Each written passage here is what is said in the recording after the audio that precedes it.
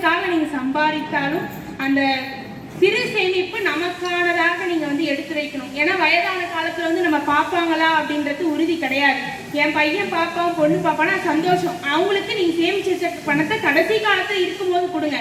ஆனா உங்களுக்கு ஒரு சிறு தொகையை நீங்க சேமிச்சு வைக்கும்போது யாரோ நம்ம கூட இல்லை, நமக்கு துணையானவங்களும் நம்ம கூட இல்லாத காலத்திலையும் அவர்களுக்கு ஏதாவது ஒண்ணுனா கூட என்னுடைய பணம் நான் சம்பாதித்தது அப்படின்னு உரிமையா கொடுக்கக்கூடிய உணர்வு உங்களுக்கு ஏற்படும். அந்த பணம் உங்களுக்கானதா இருக்கும். அதனால வயதான காலத்திற்கு பெண்கள் அனைவருமே கொடுத்து பழகியவர்கள், குடும்பத்திற்காக ஓடினார்கள் அப்படின்னு சொல்லுவாங்க. ஆனா இந்த காலத்தை பொறுத்தவரை எவ்வளவு கொடுத்தாலும் நமக்காக கொடுத்த யாரா இருப்பாங்களா அப்படின்னு யோசிக்கிற நிலைமையில தான் இருக்கு. கொடுப்பாங்கன்னு இருந்தாலும் காலங்கள் மாற மாற, சூழ்நிலைகள் மாற மாற அந்த எண்ணங்கள் மாறிக்கொண்டே இருக்கு. அதனால வீர பெண்களா இன்னைக்கு எத்தனையோ தடையை தாண்டி இன்னைக்கு வந்திருக்கீங்க.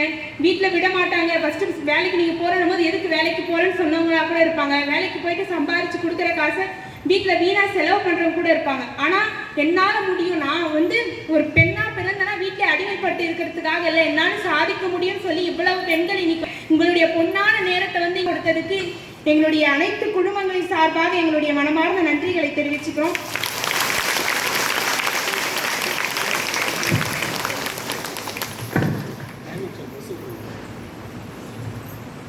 நேரு கேந்திரா திருவண்ணாமலை சார்பாகவும், ஸ்ரீ ராமகிருஷ்ண மடம் செங்கம் சார்பாகவும், சேவா பாரதி தமிழ்நாடு திருவண்ணாமலை சார்பாகவும், சுவாமி விவேகானந்தா மிஷன் லயன் சங்கம் சார்பாகவும், காமதேனு சார்பி சார்பாகவும், ராம்ஷூ பிடிகே குரூப் சார்பாகவும் உங்கள் அனைவருக்கும் மகளிர் தினத்தை வாழ்த்துக்களை கூறி மேலும் மேலும் நீங்கள் மன தைரியத்துடனும் மன மகிழ்ச்சியுடனும் வாழ வேண்டிக் கொள்கின்றோம்.